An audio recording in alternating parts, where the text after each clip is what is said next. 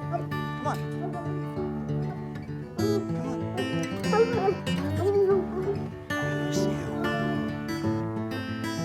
I fell in love with the guitar when I was like 15. I still love the guitar as much as I did then. You know, there's only 6 strings, 20 frets, but there's like a whole world of mystery and inspiration in this instrument.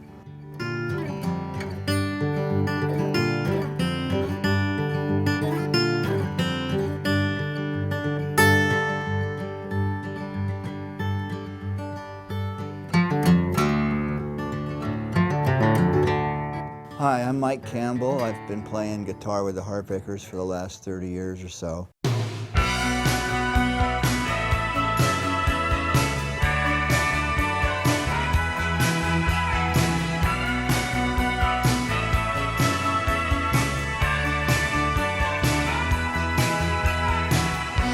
And if you like guitars, you came to the right place today, because we're going to talk about some of the guitars we've used over the years, and we've collected quite a few in 30 years or so.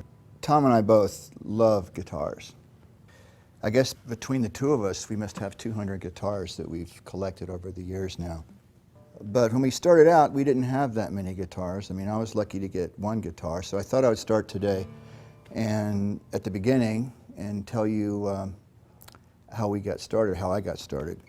My very first guitar was very similar to this one, although it was a lot cheaper. My mom bought it for me for $15, and it was the first time that I actually learned how to play. Like, the strings were like this far off the neck, and my fingers would literally bleed trying to play that thing. I didn't know that wasn't normal until I went to a friend's house who had a Gibson SG, and I picked that up and hit a chord, and it was, oh my God, this is easy, you know, compared to what I had.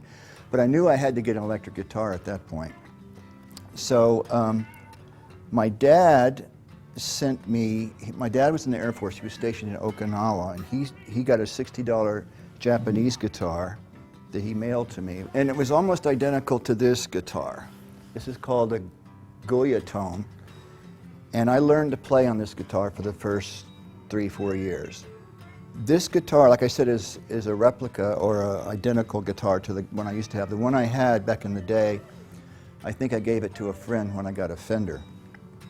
And I mentioned that in an interview once, and some fans in Japan read that and somehow found this guitar in Japan and mailed it to me on my birthday, which I thought was really, you know, beyond sweet. I mean, we have the best fans in the world. I mean, they continue to impress us over the years with their dedication and their love of the music. This was the guitar that I had when I met Tom. Tom's band was looking for a guitar player, and they came to my house to rehearse. Our drummer, Randall Marsh, who's in Mudcrutch, said, oh, there's a guy in the back that plays. So I walked out with this guitar, and they all looked at me like, oh, great, that's this geek, you know, can't even have a real guitar. And we played like Johnny Be Good, something like that. And then they stopped laughing at me and they asked me to join the band.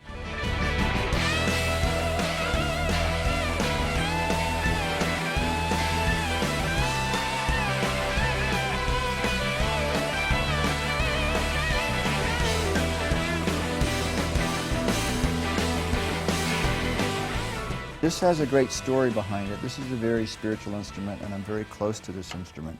And this is the Gibson J45. At the time I got this guitar, I couldn't afford an acoustic guitar. I had 1 electric guitar, and we were playing in Mudcrutch back in Florida. And we got a gig up in Georgia, I think, opening for Mitch Ryder and the Detroit Wheels, if you can believe that. And we drove up, and we were really excited because it was in an auditorium. Most of the gigs we played were like women's clubs and bars. We were going to play a big auditorium, you know, with Mitch Ryder. So we went up and played the gig, and afterwards, we were packing up our gear, and this kid came up, and he said, I want to give you my guitar. And I said, well, why would you want to do that? You know, and he goes, because your playing inspired me. And he goes, you know, I'm a real Jerry Garcia fan, and I heard some Jerry Garcia feeling in your playing.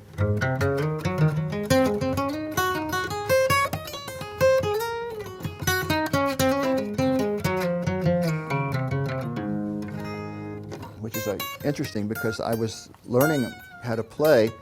I listened to a lot of Jerry Garcia, and I learned some scales and phrasing from him. So this kid somehow picked up on that and was moved enough to want to give me his guitar. I thought he was either on acid or he was going to wake up the next day and kick himself and go, what did I do that for? But he was very clean and looked very Christian and very focused. So I said, okay, I don't have an acoustic guitar, but I've wanted one for a long time. If you want to give it to me, I'll certainly take it. So I said, where is it? He says, in my car. And so I said, okay, go get it. And he left, and I figured that's the last we'll see of him. And we were putting our amps in the car, and he walked up, he go, here it is. On Full Moon Fever, there was a day when we were doing acoustic guitars, and we had Jeff Lynne and Tom and George Harrison and I there. And everybody picked up an acoustic guitar, because most of that album was lots of everybody strumming a bunch of acoustic guitars at once. And George instinctively went to this guitar and said, this is the one I want to play.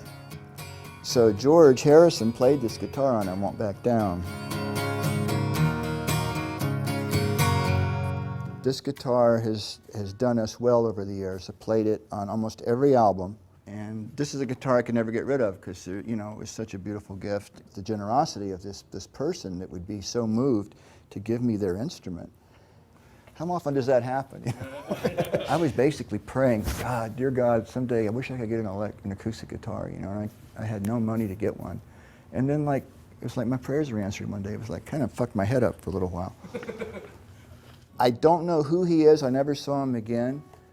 But if you're out there and you happen to see this, thank you once again. And I learned to play all the acoustic stuff that I know how to play. I've learned on this guitar.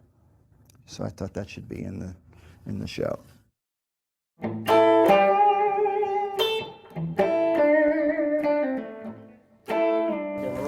Can I get one of these? Are we ready? Yeah.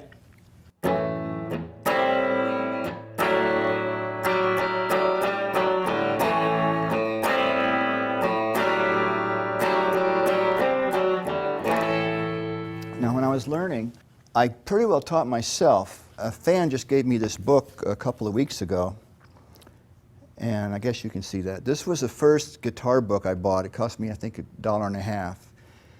And it's Beach Boys' Carl Wilson. Beach Boys is one of my favorite bands back then. I learned some of these songs in this book, but what was great about this book is in the back, it had pictures of Carl Wilson fingering his Rickenbacker guitar. So I could see how somebody that I really looked up to actually played their guitar. So I learned basic chords from this, and then the rest of the stuff I pretty well learned off records, like most guys my age. Beatles records, Stones records, Beach Boys records.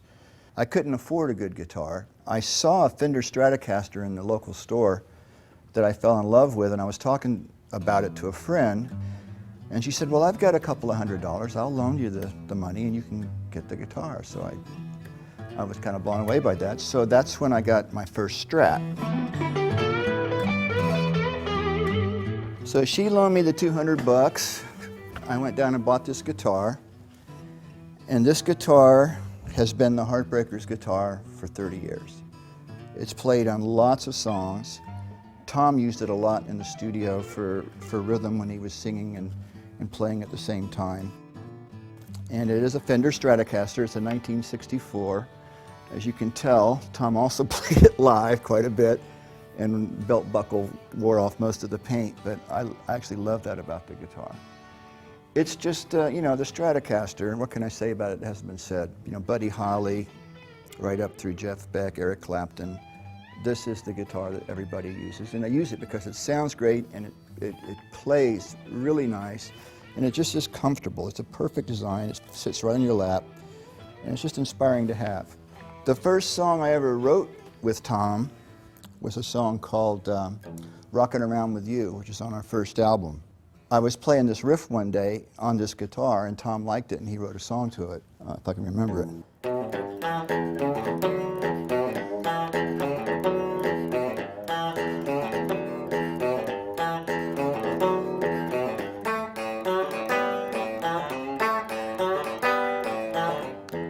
So I had that little piece of music, and he took it home, came back the next day, and had written Rockin' Around With You, which I think is the first song on our first album.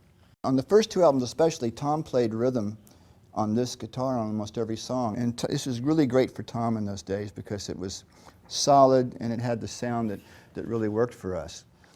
So this guitar, I mean, it's played, we used it on our last album, we used to use it every album. Full Moon Fever, which is Tom's first solo record, this guitar was the main guitar on every song. It was the solid foundation on every single song on that album. There was another song called Listen to Her Heart, which Tom wrote, which was played on this guitar as well. It had the riff that went like a...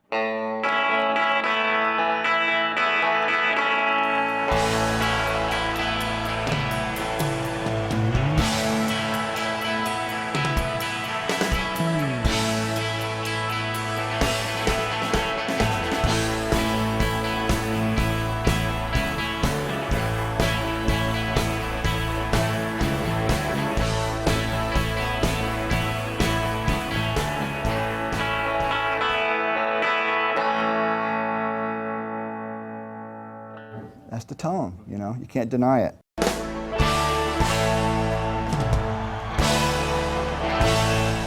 Getting back to the girl that loaned me the money to buy this guitar, about 4 years later when I was out in LA, there was a knock at the door and she goes, "Hi, you remember me?" And I go, "Yeah." She says, "You know, I'm kind of hard on cash right now. Do you have the $200? Unfortunately, I'd done a little better, so I was able to give her that plus a little extra. And so I did finally pay for it myself. The guitar that started out as a loan and then became like our mainstay guitar for 30 years. But this might be my first or second favorite guitar, and I'll never get rid of it.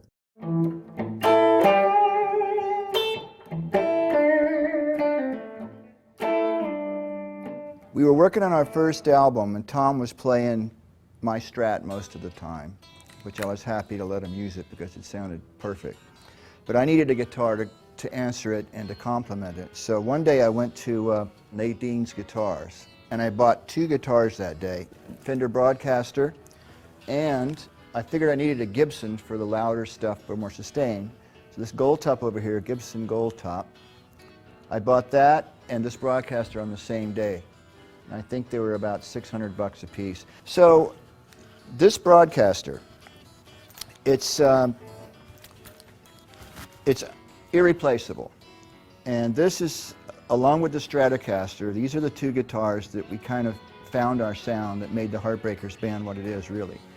As you can see, it's just, I mean, I have done nothing to it. In fact, I would not allow any of the roadies to ever clean any of the gunk off of the neck. As you can see, that's 30 years of gunk. But that's part of the sound, and that's part of the vibe. So nobody can clean this guitar.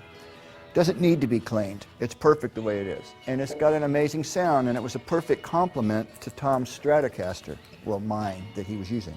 I was going to demonstrate for you how the two guitars sound together. Since Tom's not here, I've looped the Stratocaster playing part of this song, and I'll play this along with it to give you an idea how we found our sound. And this song, American Girl, to me, that was the first time that we found a sound and a vibe that really defined what we could do. You know, it was an attitude and the way they rang together and the chording, and of course the way Tom wrote the song. To me, really was the discovery of the Heartbreakers sound. So Tom was playing this. So he came in with that rhythm and that part and was singing over it, and I was trying to come up with something that would complement it without getting in the way, because it was something really great just about the one guitar. And I found that with the chords, if I played the chords too full, it messed it up.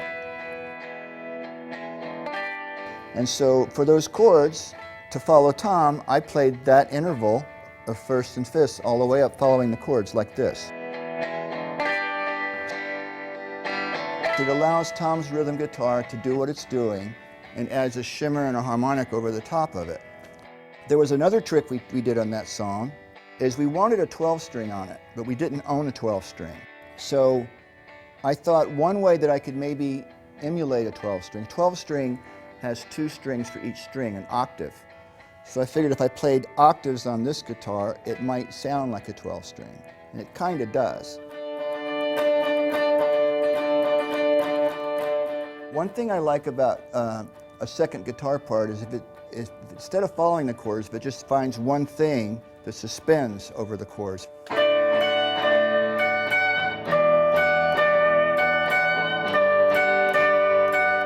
And we use that trick a lot on a lot of songs ever since, because with the two guitars and the way we play, it just seems to work.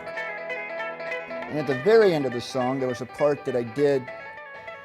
I don't know what made me think of this, but this trill part, and I didn't like it. I thought it sounded like Leonard Skinner or something. I just thought, but Tom loved it. He said, no, that's great. You go out and double it. Can I do that again? Yeah. Yeah, I screwed this up on the record too. That's why when he said double it, I could barely do it the first time.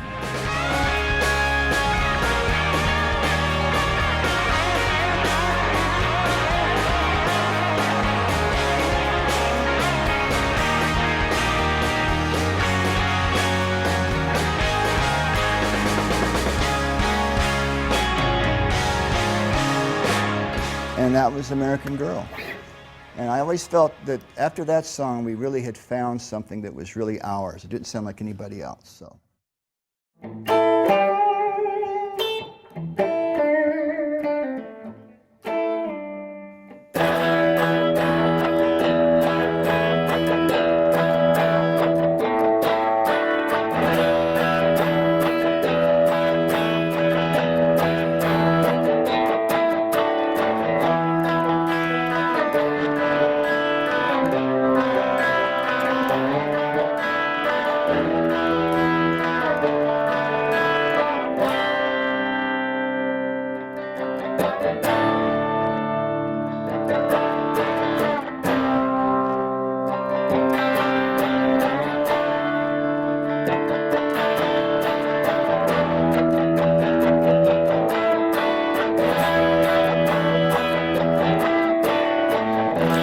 This guitar I used on lots of songs. Tom played Last Dance with Mary Jane. He borrowed it for the intro to that.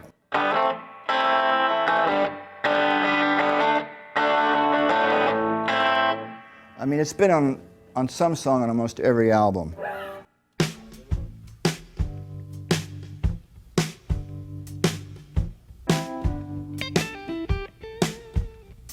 There's an interesting story about Breakdown, which is also on our first album. Breakdown was a song that Tom wrote on the piano, and we cut the track, and it was about 6 minutes long, because we didn't have an arrangement yet. I said, well, run the tape, and I'll just make some stuff up. And I played on a slide throughout the whole song. And at the very end of the song, off the top of my head, I did this line that went.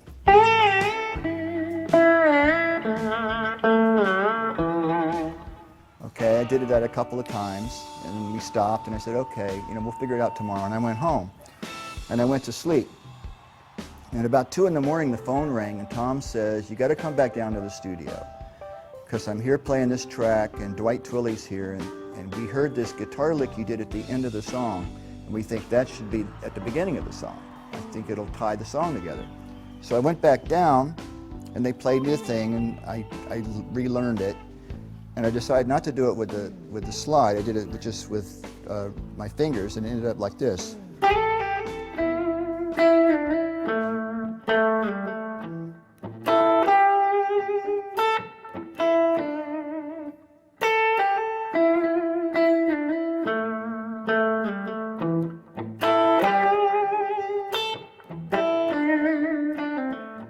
And that became Breakdown. That was on this guitar, and it still makes that sound. No other guitar sounds quite like that. It's dirty, but it's still clear, Can't beat the old guitars.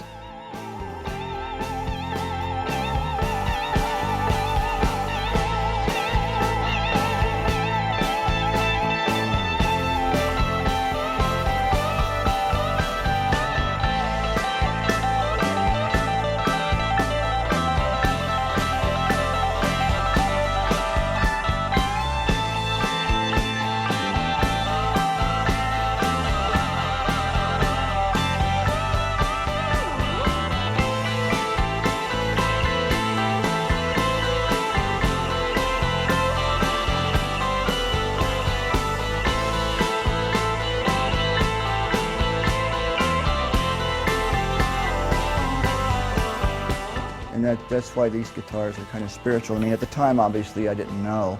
I knew they were good guitars, but I never knew that all these songs were going to come down the line and that they were going to be played for so many people to hear, you know. But just one of those spiritual moments. I was really lucky that day, you know. So that's the Fender Broadcaster. That is the mother lode of all our guitars right there. I love this one. If I ever lose this one, it's all over.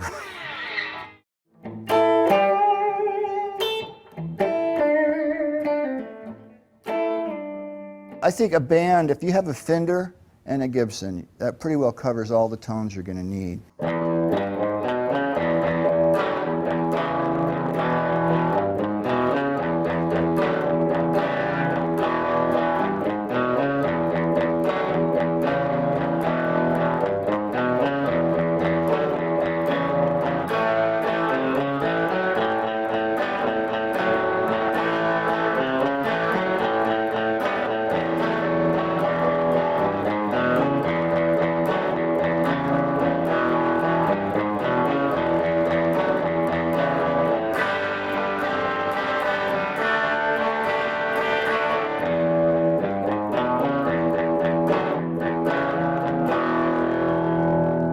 So at this point, we were working on our first and second album. We only had maybe two or three guitars between us, but we didn't have a Gibson. And as great as the Fenders are, a Gibson has a thicker, more sustaining type sound that we thought we could use on some of the songs.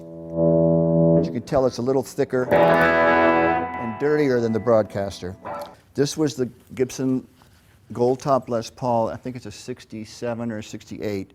I got this at Nadine's on the same day I got the Broadcaster, which is ironic. I got both those guitars on the same day, and they're both mainstays of our band for the last 30 years.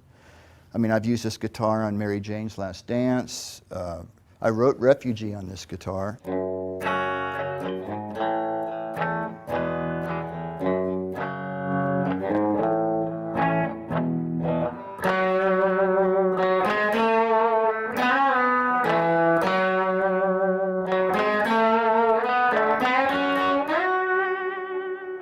A trick that I used to do with this guitar that I'll tell you about now, when we played the Whiskey in 1977 with Blondie, I think, we had three guitars. Tom played the Strat, I played the Broadcaster, and sometimes I played this.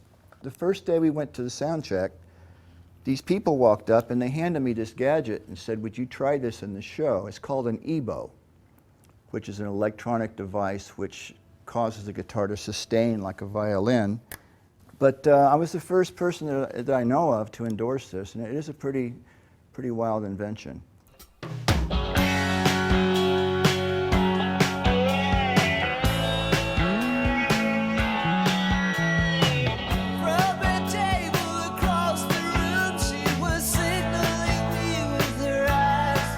I used it on one song on record called Magnolia on our second album, which has a couple of them layered. But I use it live sometimes as well.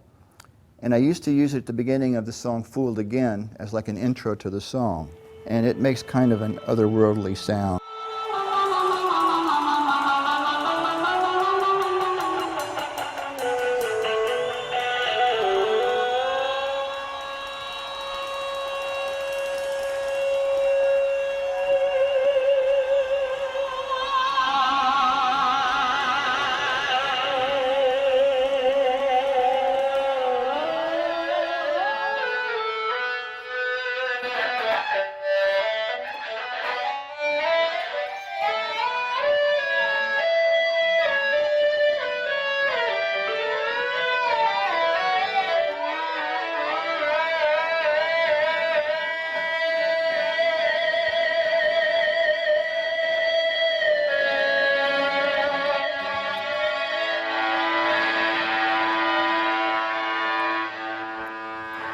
Aside from the normal use, I sometimes just like the...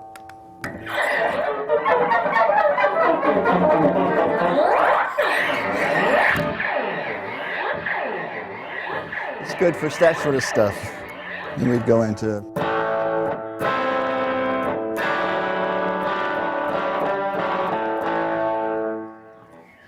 These three guitars, the Strat, the Broadcaster, and the Les Paul, I mean, that basically is how we developed our sound. We depended on these three guitars at the beginning, and we still do. I could get technical, but that's boring.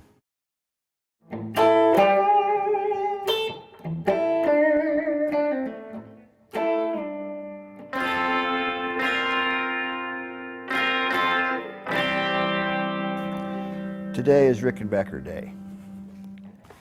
This guitar has a very interesting story. This is my Rickenbacker, the first Rickenbacker I ever got. It is the one that Tom wears on the cover, Damn the Torpedoes, which has shot the price up quite a bit, I'm glad to say. I'm sure it's worth more than the $120 I paid for it now.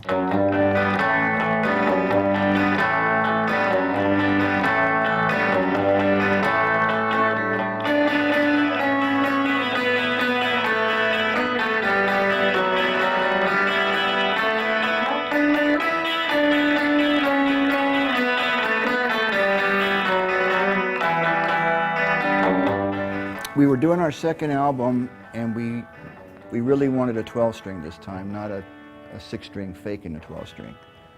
So I went on this thing called a recycler that I used to have back then before eBay, and so I saw a Rickenbacker 12-string in Anaheim. And what I wanted was one like this. I don't know if you can see the Roger McGuinn model, the large body, famous Rickenbacker. I thought that's what I was going to see when I drove out there. When I got there, he brought this out, and my heart sank because I didn't want a little body. I wanted the big one, like my heroes, you know. And he wanted $200 for it, and I said, well, it's not the big one. So and I drove all the way out there. I figured, you know, it's a Rickenbacker. Okay, I'll give you $120. So I bought it for $120. Took it back and found out that it sounds amazing.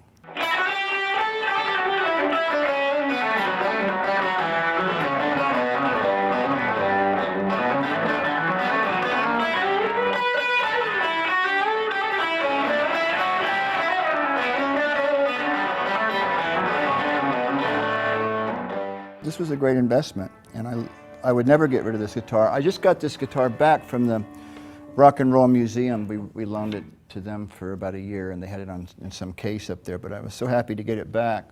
So later on, when I saved up a little money, I actually got the big body one, which is the one I wanted originally, which is I think called the 360. This is the model that Roger McGuinn played with the Byrds. And the first time I used this guitar was on a Byrds song that we recorded. We were working on the Full Moon Fever album, and we'd finished the album and played it for the record company over at MCA. We were all excited about it, and they just said, well, we don't hear any hits. You know, I don't know about this. And so they said, go back and record a hit, or write a hit, you know. And we didn't know what they were talking about, but we said, okay, well, if they want a hit, we'll do a hit. And we picked a Byrds hit, you know.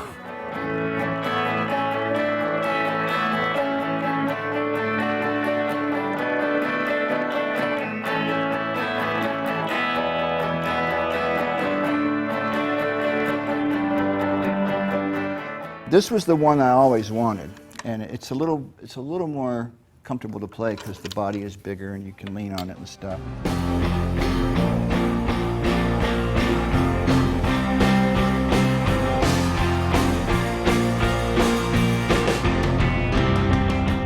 But the Rickenbackers, I mean, they're just the most beautiful guitars ever made. The color and the little swirl in the wood, this F-hole is really cool, and they've got a double layer pick guard.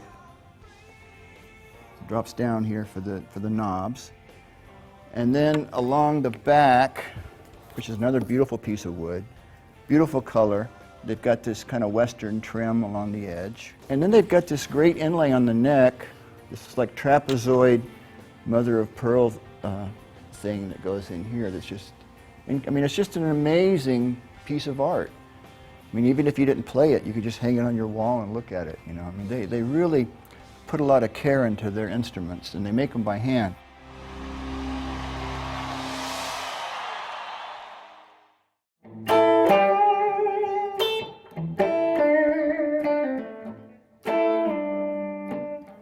We were fortunate enough to go down to the Rickenbacker factory one day and visited them. And they had, the lady that was sitting there putting the frets on the Rickenbackers, that she'd been doing it for 30 years. It was the same lady. She was sitting there with her glasses on. And she goes, I put the frets on. And she was just, and they had them lined up, and she was just putting frets on all day long. And they were really kind to us, the Rickenbacker people. And they asked me if I wanted anything, and I said I always loved John Lennon's guitar, and I would like one in that shape. And they made me this great guitar. There's only one of these made. It's got the radio knobs on it and the gold pick guard. And it's basically patterned after John Lennon's original Rickenbacker. But what's unique about it is two things. It's got a regular Rickenbacker pickup here, and I had them put a hotter pickup in here so I could play solos.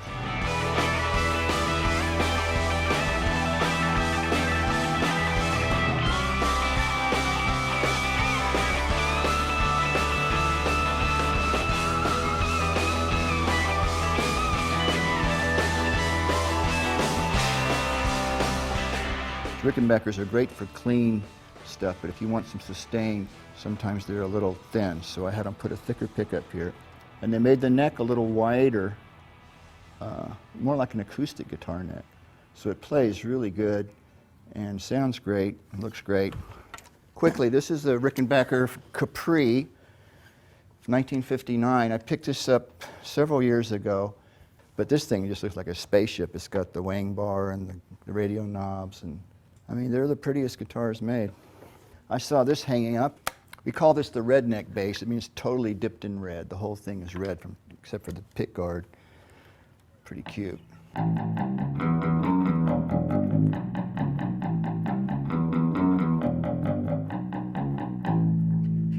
We worked with Rick Rubin later on, and this was the bass he would always want me to play. If I was doing the bass part, he would say, get the redneck bass out. That sounds better than all your other basses. Speaking of Rickenbackers, this, I must add this one. Supposedly this is one of the first Rickenbackers they ever built. It's a lap steel, and it's made out of solid metal, as you can tell. And I used this live several tours ago on Southern Accents to get it like a steel sound. They came a long way from this one, but it still sounds good. Do you know how old it is, Mike? Huh? Do you know how old Well, that's a good question. It would have to be, well, it's got a pickup on it, so it's after electricity was invented. But, you know, before any, I mean, I think it's one of the original electric guitars ever built, so you have to be, I don't know, when were they made? 20s, 30s? Something like that, yeah. Still got dust from the 30s on it. But my pride and joy, I haven't recorded this yet, because I only just got it the last tour. This is a 1967. But this is just like the same model that George played in A Hard Day's Night. It's got the two horns, and it just sounds incredible. Of course, it's got the beautiful inlay like the other ones. And something about that era of Rickenbackers, the mid-60s, sound different than the new ones. I don't know why. Nothing makes a sound that a Rickenbacker makes. It's the only thing that does that thing. That's the Rickenbacker story. I'm running out of breath. I started hyperventilating, I don't know why. Oh, I forgot that. Well, yeah, we'll have to cut that in. So the day, the day we went to the Rickenbacker factory, and I got the redneck bass and the Rick, I brought this one down to show them because I wasn't sure what this even was. And they looked inside of it and they said, don't you realize what this is? And I said, no. And they said, this is the serial number on this guitar. It was the next Rickenbacker off the assembly line after George's one that he played in the Beatles. So I had no idea what I had here. So it's priceless. I mean, I've been offered a lot of, I would never sell it, but I've been offered more money than I'd care to mention right now. But I was really tickled to hear that it was that close to George's, which is what I was looking for. You know, I got it and I didn't even know it, you know. So I'm in love with this guitar.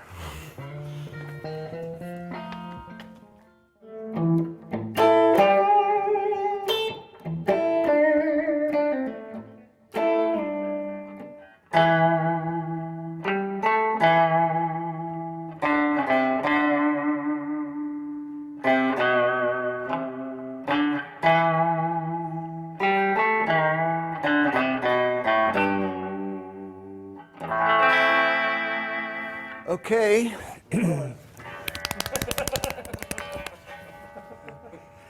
Mr. Personality. Gretches are unique unto themselves. They're some of my favorite guitars ever. This happens to be one. It's called a 6120. I got this on the last tour. It's one of the best ones ever made. I mean, it's just beautiful all the way around. Burnt orange. This is a Chet Atkins model. Chet Atkins was a great inspiration to me. He's one of the best players ever. His records are just stunning. The one reason I started trying to learn how to play, I mean, I can't play like Chet Atkins. I can sort of get close, but not really. But I wanted to learn what he was doing because when I was first learning guitar, my relatives would come over and I'd go, I'm learning the guitar. And they go, okay, show me something. I'd go, look, A, D, C. And they go, oh, look, I can play a lead. And they go, okay, that's, you know, I figured like if I'm going to impress them, I need to be able to play like bass, rhythm, and melody all at the same time. And that's what Chet Atkins does with his fingerpicking style. So I started trying to learn how to do that.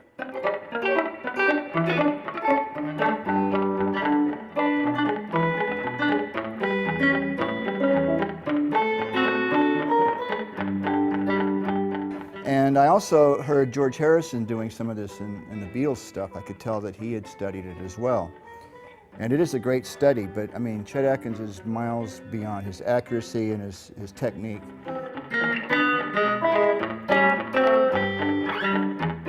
And I had this one story. I had this one piece of his that I used to play called Cannonball Rag.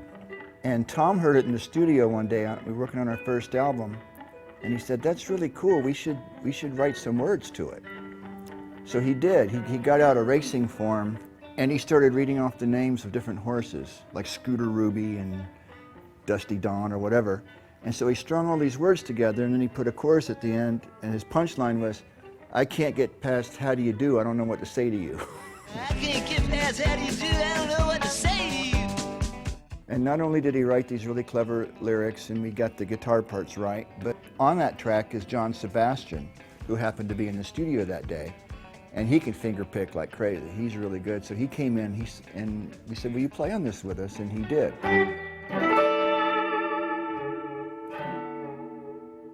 I always wanted a Gretsch, and we got some Gretches. As the years went on, we started making money. The first thing we did was start buying guitars. We've been buying them for 30 years now.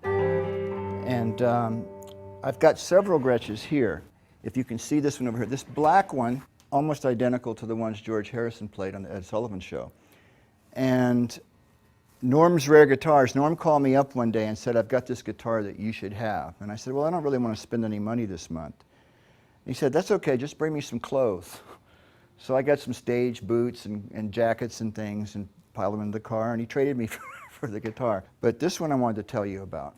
This is a Gretsch Clipper. It's been refinished with this ice blue finish. When I bought it, it was like it looked like a desk. It was like a Formica desk.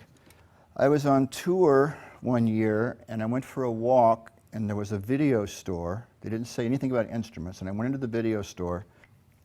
And in the video store in the back, they had two guitars. They had this one and Gibson SG Junior, which I'll tell you a story about later. It became a very important guitar as well.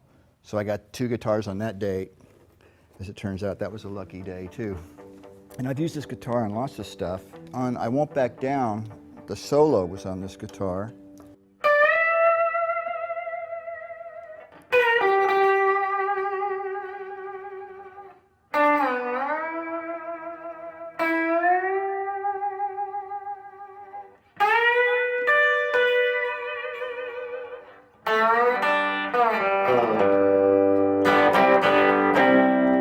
So on. Gretches are interesting because they're kind of in between a Gibson tone and a Fender tone. Fender tones are very bright and direct and punchy, and Gibsons are a little fatter and thicker and more sustained. And Gretches, a lot of them have a hollow body, and it gives them a more kind of a woody, hollow tone, slightly in the direction of an acoustic guitar, but electrified. And I think that's why those Beatles songs sound so good, is because of the tones of the Gretsch. And Funny story, when I did meet George one day, I was telling him how much I loved the Gretsch tones on the Beatles records. He said, oh, those guitars were shit. He said, if we would have had Fenders, we could have been really good.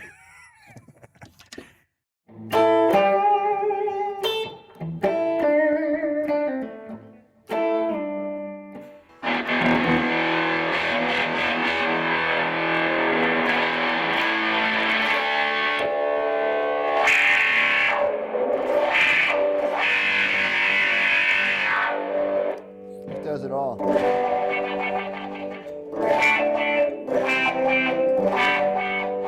Now we're looking at the Vox guitar, which is very different than the other guitars. Vox also made amplifiers, which we use. The first Vox guitar I ever saw was Brian Jones and the Rolling Stones had a white teardrop.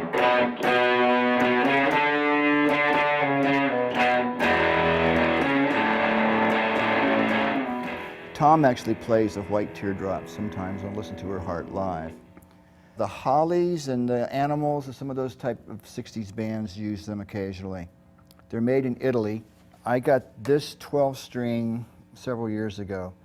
But what's unique about these models is they have so many gadgets on them that, I mean, it's like a whole studio right here on your guitar. And they're pretty well made guitars.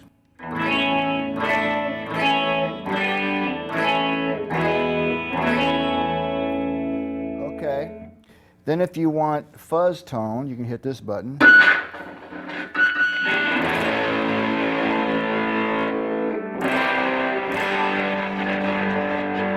And if that's not intense enough, there's a tone filter for it.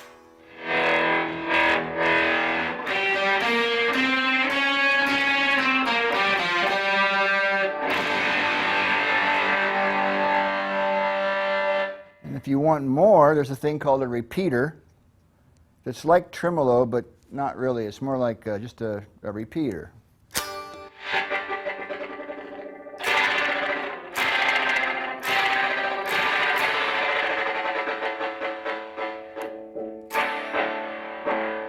It goes really slow, too.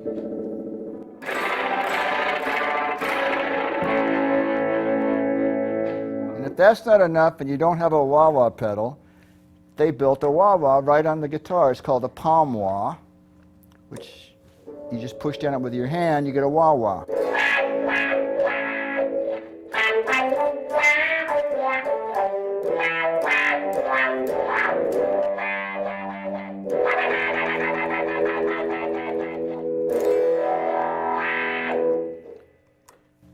Pretty clever. So I've used this. I use it on stage sometimes. I've used it at the Fillmore. We used to do a zombie song called I Want You Back Again. And this sounded perfect for that. And I have the 6-string teardrop over here. I use that. There's a Van Morrison song that we do on stage sometimes called Mystic Eyes. And I like to play that because I get to use all the gadgets throughout the song, because it's a long jam and it gets quiet and I can make ugly noises with it. This big fat box also has all the gadgets on it, and we use that on, Tom played it on Saving Grace. The fat fuzz rhythm on Saving Grace was the Vox with the built-in fuzz tone. You think you've got everything there is, you can get yourself a Vox and blow people's minds. Okay, that's my Vox story. What a mind to think up that, you know.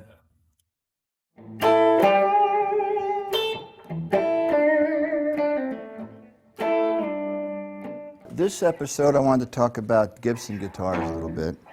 The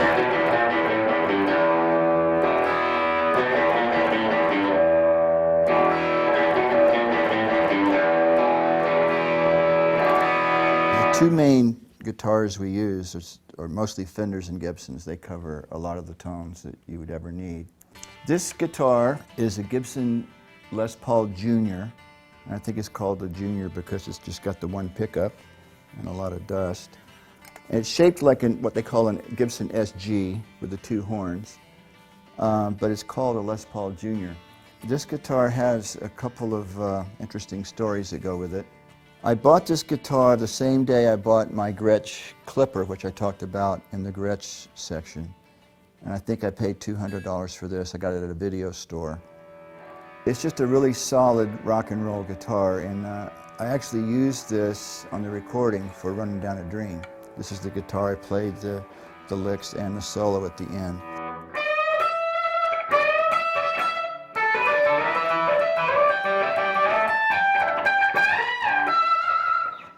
I mean, it's just a really great rock and roll guitar, and it's got a little more of an edge and a gritty kind of bite to it than the Fender might have. I've used this guitar a lot on tour. In fact, I took this out on tour with me when we were touring with Bob Dylan. I played this quite a bit on that tour. We went all around the world. We were playing here in LA with Bob at the Forum, and I had this guitar on, and I don't know, we were doing Ballad of a Thin Man or something. We're getting ready to do it, and Bob was talking to the audience. And I had this guitar on, I had it turned all the way up, ready to go. And he was talking, and I figured this is a good moment for me to fix my hair. So I was standing up, and I went like this, and the strap came loose.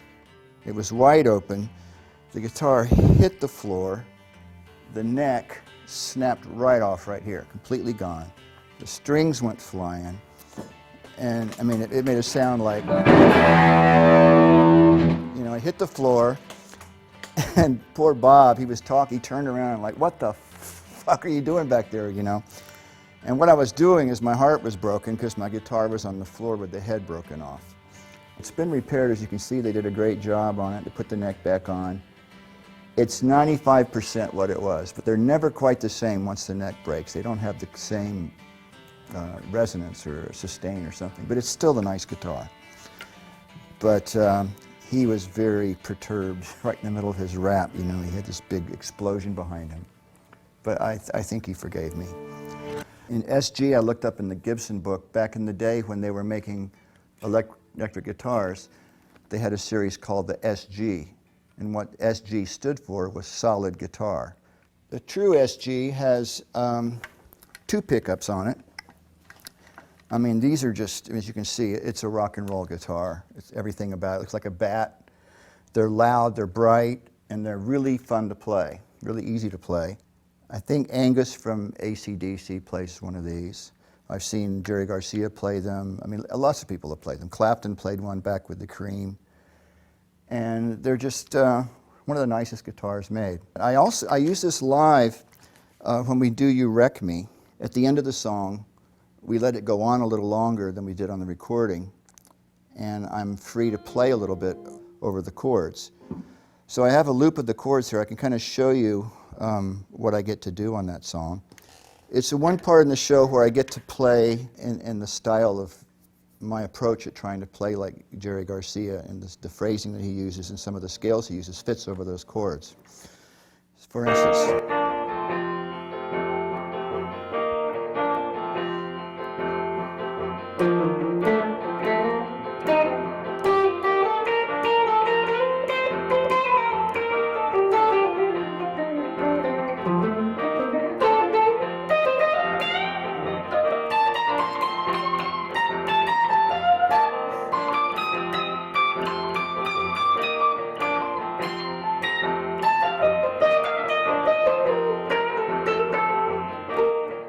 so, I mean, it just has a beautiful tone, and it really fits that style of playing really well.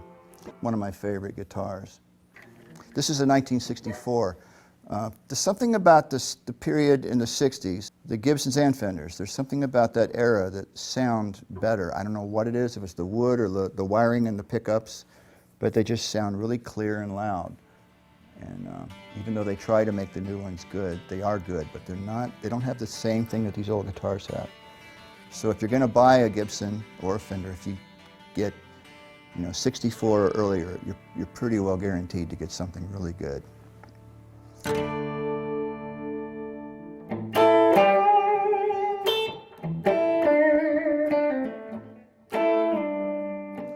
This is a 70s era Les Paul that I got at a pawn shop.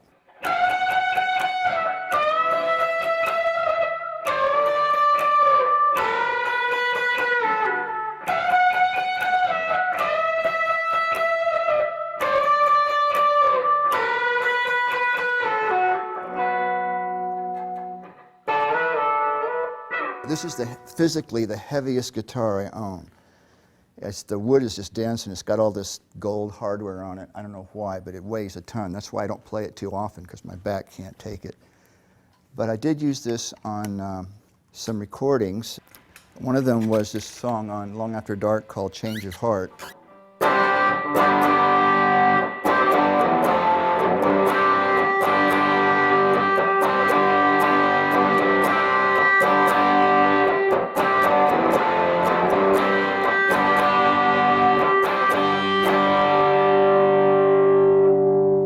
Pretty fat, rich guitar. You know, it's great for solos, great for, you know, thick rhythms. The only problem is it weighs a ton. I have another Les Paul I can show you. This is a guitar that is a replica of my '59 Gibson, which I'll show you in a minute. Once again, it's similar to the white one. It's not as heavy, but it has a similar sound, maybe a little clearer.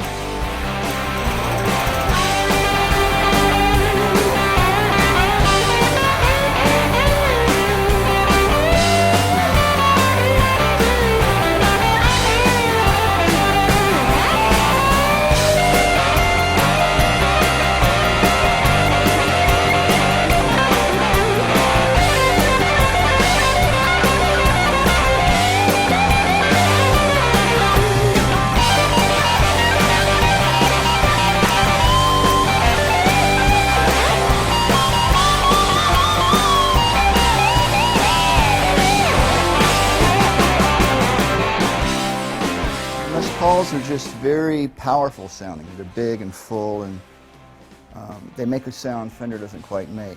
They also have beautiful finishes. This is called a tiger finish, I guess, tiger stripe finish. But this is not an old guitar, but it sounds much like an old one. I can show you my old one now. This is this old one is the only one that I keep in the case. Are you sure you're ready for this? Sure. This is the mother lode of all guitars. This guitar costs more than my house, okay? Are you sure you're ready? Okay. This is a '59 Les Paul. There are only 500 of them made, and probably, you know, several of those are lost or broken by now. And this is the one that all guitar players lust after.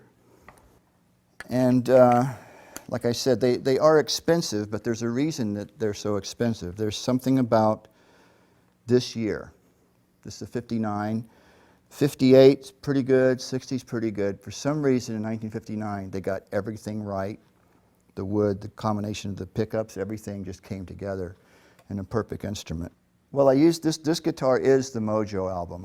When I got this guitar, and Tom was writing the songs for the Mojo record, and I wrote a few myself, but it was his idea to feature this guitar on the album and make this the guitar on every song and the sound of the album and make it up front and loud.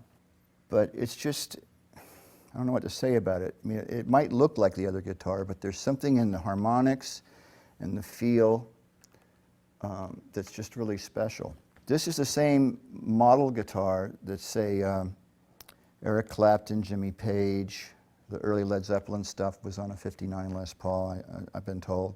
The early Jeff Beck stuff, Peter Green. This is a guitar that makes all those sounds that you heard on those records back in the '60s. And it's interesting, if you play any of those songs, it sounds just like those records. You can tell that without that guitar, they wouldn't have sounded the same. It's a really fun guitar to play because it responds, whatever you want to do, it'll just do it, you know. There was another song on Mojo called Good Enough, which featured this guitar quite a bit, and it had the big, heavy sound.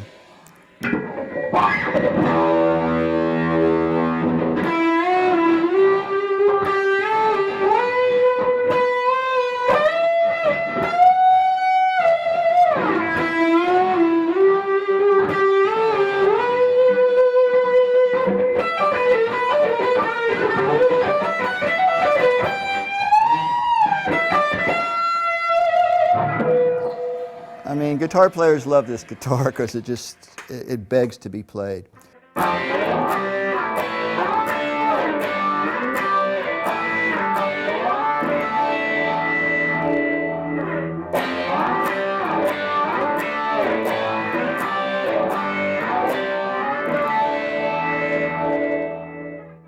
I can't take this one on the road, unfortunately, because I wouldn't be able to sleep at night.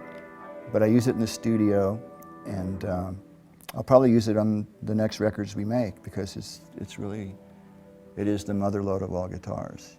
You know.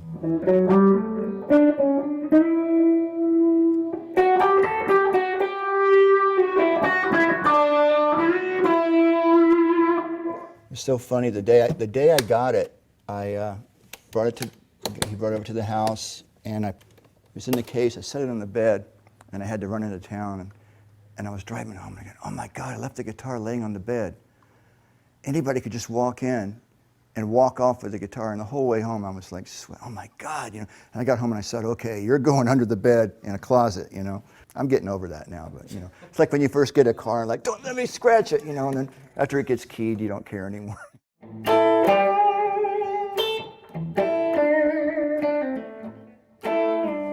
Shocking. Okay, part of the Fender family is the Fender Jaguar. And the Fender Jaguar, apparently when they first designed this one, was supposed to be the top of the line, the ultimate Fender guitar.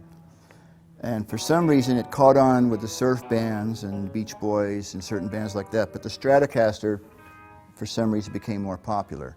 I don't know why, because these have beautiful tones. Maybe it's because the scale is slightly shorter than a Stratocaster. It's like the frets are a little closer together, and maybe that threw people off. But I love these guitars. They're very space age looking. And the first time I heard a Jaguar was probably with the Beach Boys, who I loved, some of their early records. And they had that sound like,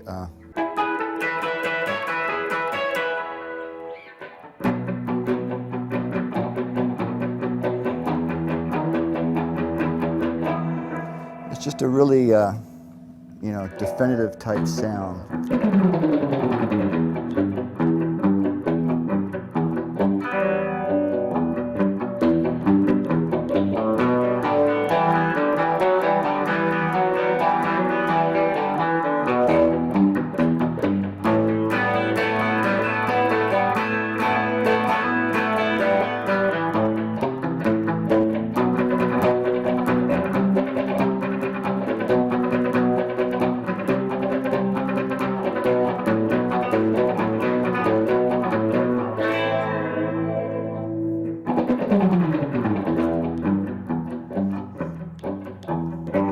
Surf music is, I don't know what it is about it, but it gets me going for some reason. The Heartbreakers did a stand at the Fillmore in '97. We did like, Fillmore West, we did like 30 nights. And there was one part of the show where Tom said we should do a surf song, because we were doing all kinds of off-the-wall things. And I came up with this surf arrangement of the song Goldfinger. And it worked really good for guitar, and it was something like this.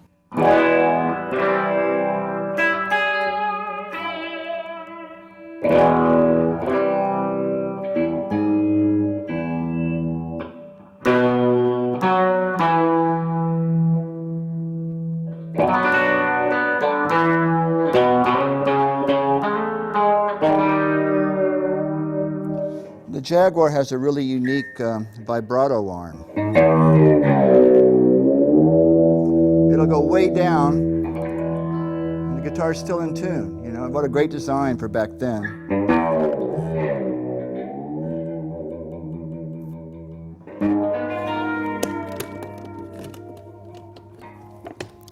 This was guitars called a Duesenberg. They're made in Germany. In the old days when we couldn't afford guitars, it was really hard to get one. Now that we can afford them, people just show up and want to give them to us. You know, it's like ironic the way that works out. So this one was brought backstage one day. We were on tour with the Black Crowes, I think, and it was sitting on one of the road cases with the top open. And I went out to check out the first band, and I saw this guitar laying there. And I thought it looked really cool, so I asked the roadie, I said, "What's the story on this guitar?" And he said, "Well, the guy from Duesenberg brought it for Tom." And I said, "Well, did he play it?" And he said he looked at it and wasn't interested. So I said, "Well, I'm interested. Can I have a go at it?" So I took it back and played a little bit, and I really liked it. So I asked to meet the guy. His name was Nathan Fowley, who runs Duesenberg USA. And I told him I really liked it, and he said, well, why don't we make that, do you want us to make you a guitar? And I said, well, why don't you make this one? And he said, well, we'll make that the Mike Campbell model. When they made this signature guitar, they had me sign my signature, and they copied it, and they put a little 30 with a heart on it, because it was our 30th anniversary tour. So they connected the 30-year anniversary with the endorsement of this guitar. But the biggest gig I ever played on was, we were invited to do the Super Bowl a couple of years ago. And I brought this guitar out on a couple of songs at the Super Bowl, which is like 90 million people saw it, So Nathan was very pleased with me that day. He called me, I can't believe you, I saw your guitar, the company's calling me, they're all excited, I'm the hero, I got the guitar out there in front of all these people. And so I said, well, I'm happy, I like the guitar, and thank you very much. And he's been very kind to me. Once again, giving, We've been very fortunate to have people be generous to us over the years.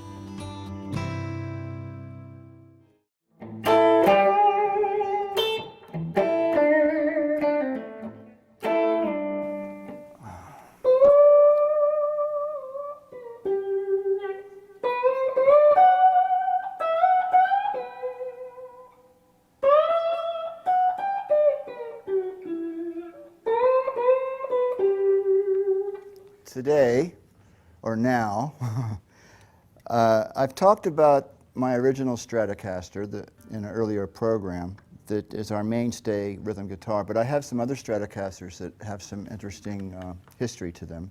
This one is a green one from the '64, I believe, and a friend of mine called me one day. He's in a band called Los Straitjackets, which is kind of a surf band. They all wear Mexican masks and play surf music. And he had a friend that needed money, was selling his Strat. Turns out it's a pretty rare one, the rare color. And it's just a beautiful instrument. I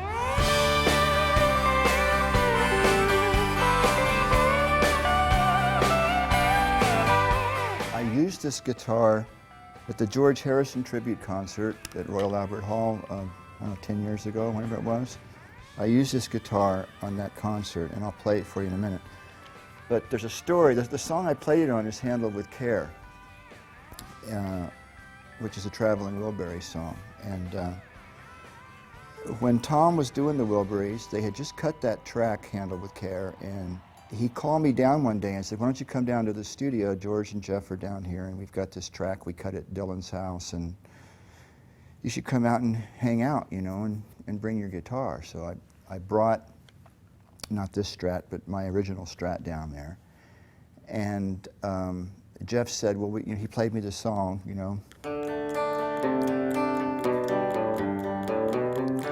And he said, we need some lead guitar on this, and I was, I love the song. I was blown away. So I said, well, I'll try something. And then George showed up, George Harrison, who I'd met before, but I didn't know him that well, and I was quite intimidated, to say the least. He's like one of my biggest heroes, and still is. And so he was sitting there, and he was very supportive, and they played the track, and I got a sound up, and I started playing along with it.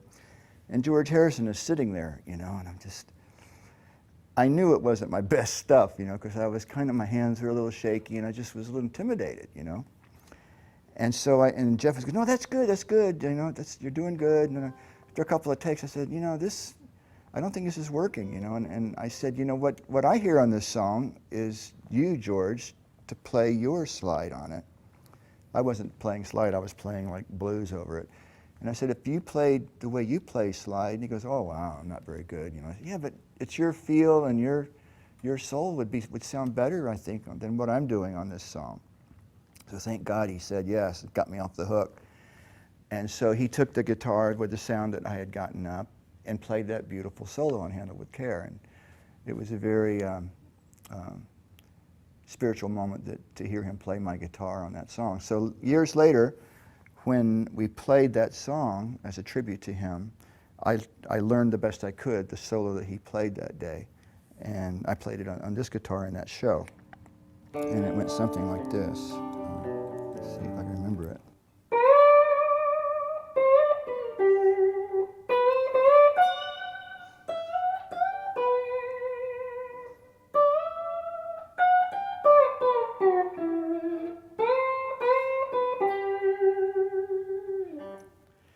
And that is really a beautiful solo. I mean, I can't quite do it as good as him, but I love the, it's so him.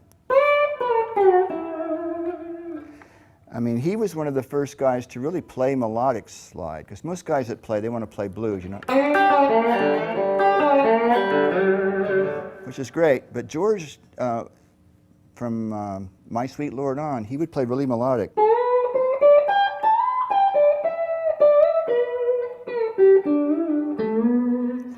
I love the way he played. And he was really kind to me. He got me off the hook that day, but he was very supportive. He told me several times that he liked the way I played slide too. So I'm greatly indebted to George.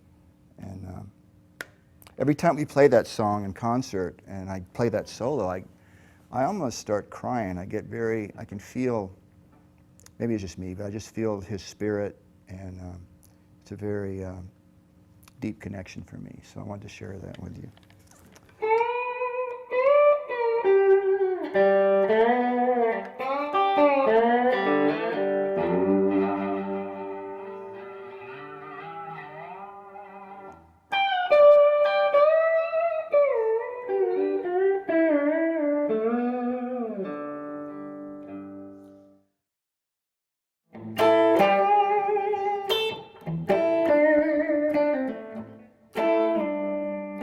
All right, let's go see the farm.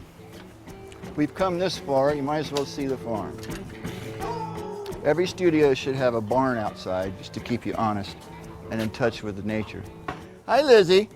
Hey, Buckwheat. What's going on, huh? This is Napoleon and Leadbelly. They're taking a nap right now. They're kind of afraid of people, so they won't come out. It smells good over here, too. Okay. By now you're probably wondering, where do we keep all these guitars? These hundreds of crazy instruments that we've accumulated. And here's where we keep a lot of them. This is the hallway to my studio. You can see there's guitars on both sides of the wall. I like to have them where I can get to them. So they're on hooks, I can pick them up if I need them and go right to work. This happens to be one that we haven't talked about. This is a Dan Armstrong clear guitar. It was made back in the 70s. The first guy I ever saw play one of these was Keith Richards. And when I saw that, I knew I had to have one.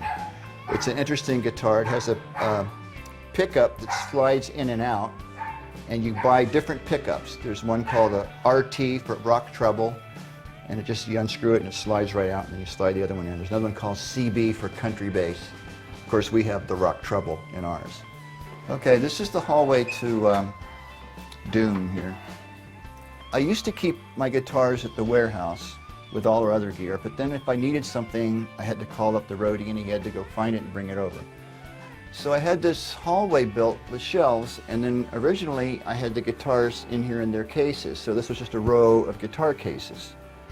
But then I got frustrated with that because my studio is right here where I work, and I'd come in to get a guitar and I'd have all these cases, and some of them are labeled, some of them have to pull the case out and then pull the guitar out. And by then I've lost my idea, you know. So I said, let's get rid of all the cases, take the cases back to the warehouse, and now I have them tidy and accessible, and I can see what they are. So if I want to grab a Gibson or a Fender or a specific guitar, I can walk out of the studio and I can see what I want, grab it, and go right to work. And this is where we work, in here. And oh, here's a picture I'd like to show you.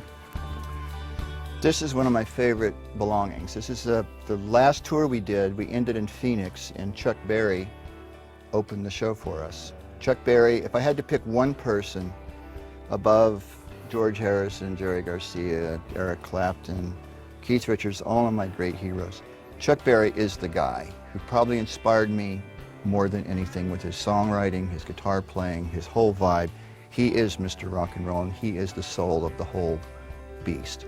I sheepishly asked after the show if I could come in and have a picture with him. I know that he sometimes is grumpy and doesn't like to interact, but he was really nice to us this evening, and his hand is twice as big as mine. He wrapped it around me and gave me that moment. So I'm very proud of this picture.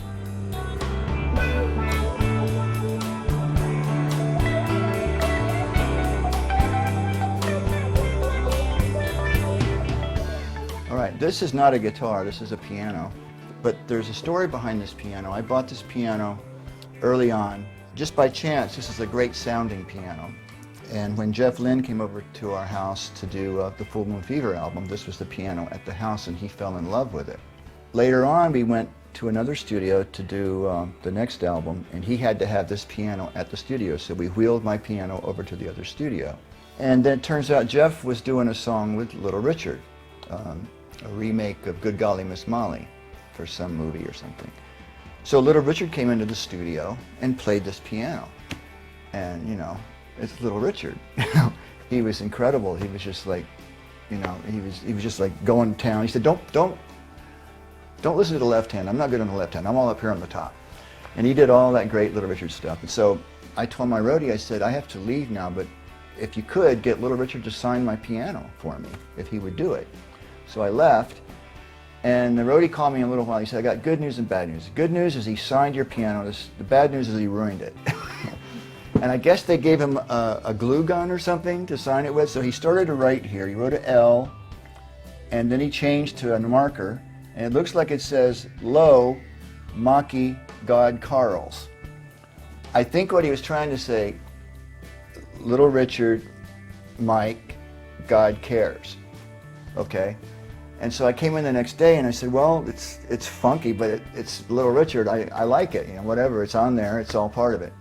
The next day he came back in and I wasn't there, and he got a proper pen and actually wrote his name, Little Richard. So this piano has got some soul.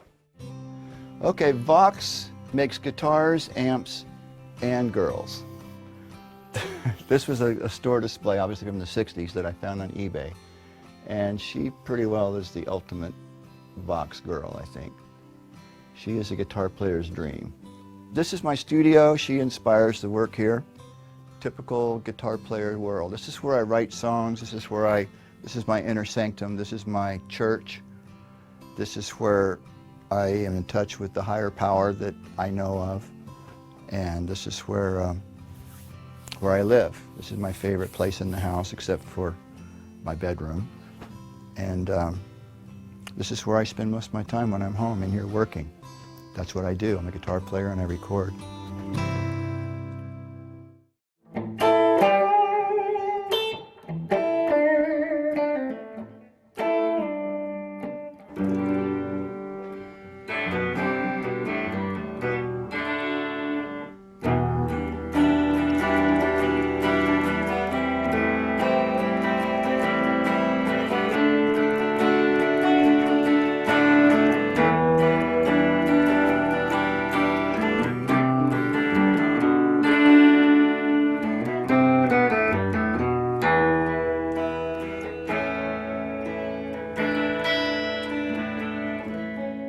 I have a friend of mine named Danny Farrington who's a guitar maker, and he made me this double neck one tour, I think after the Into the Great Wide Open album, because I needed one guitar that could do 12-string and 6-string within the one song.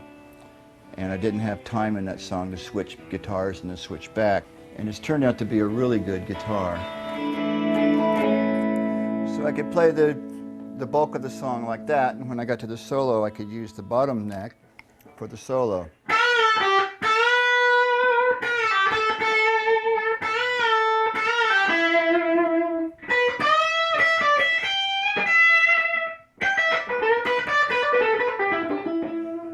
And he made me another guitar as well, which is a baritone guitar, which is this one. I mean, he's a great guitar maker.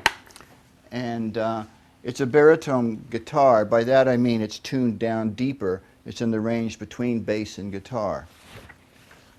And it has a really nice throaty sound.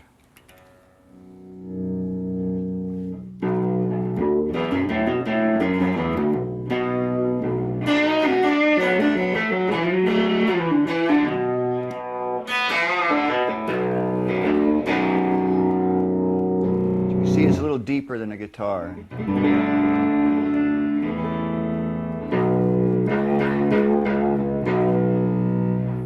And I've found this has come in very useful on certain recordings.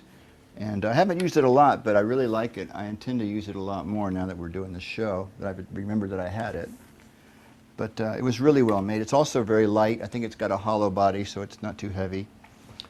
And Danny Farrington, he's a great guitar maker. We were talking about Fender guitars before, and I forgot this one, which I should mention. Like, we don't have enough guitars to talk about. But this one, which you can actually see it in the sunlight here, is a Fender Telecaster. It's a 1956. And I bought this specifically to put a device in it called a second string strap bender. And this is a gadget that was invented by Clarence White of the Byrds. And him and his drummer at the time, Gene Parsons, developed a thing for the Telecaster that would simulate the sound of a steel guitar.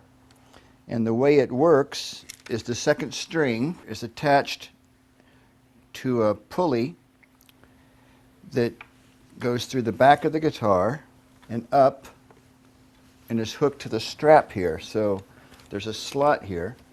So when you push down on the strap, this goes up and down. You can bend the string and sound like...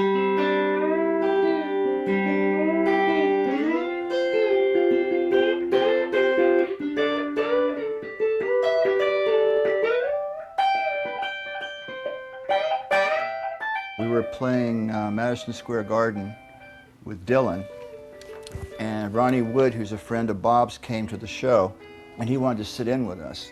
So we said, sure. So it came time for, Bob said, Ronnie Wood, and he came out and the crowd cheered, and he reached around and picked this guitar up.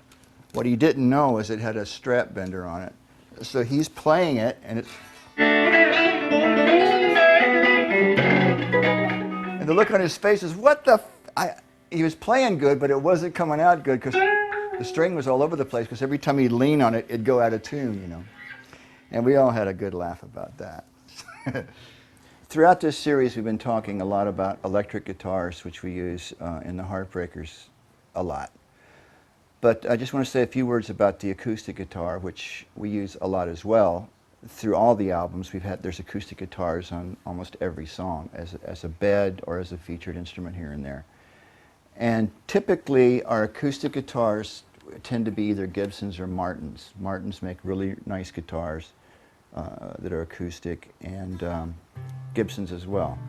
Guild, some other companies, Epiphone, make pretty good acoustics, but most of our acoustics that we turn to are Gibsons or Martins. There's probably many songs that have, and this is true of Beatles records as well, the acoustic guitar is in there, and you don't necessarily notice it, but it's strumming along and gluing everything together.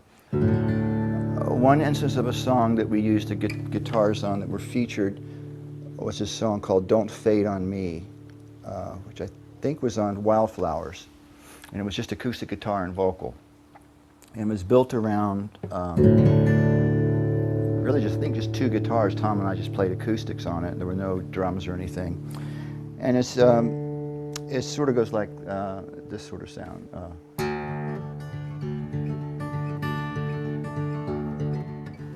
It's interesting, you know, we could make these records with one or two guitars and get away with it.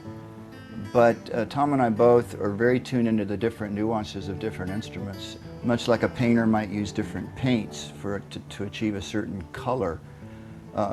We might be cutting a song and Tom would bring it in and play down the song, and I will just listen to it and listen to the overtones of the song, and pretty soon, you know, by the time he's to the middle or the end of the song, my brain will be telling me, well, a Fender would sound really good with what he's doing, or it should be a Gibson because it will complement that chord he's doing. Every guitar, cheap or expensive, every guitar has a sweet spot that maybe is only unique to that guitar, and I've learned this over my collection, that certain guitars do certain things in certain parts of the neck. It's kind of fun doing it that way because I have a very good memory of all the tones, and I can usually narrow it down to what would fit a certain song, you know. And that's why we use so many guitars, because they're good, and we can.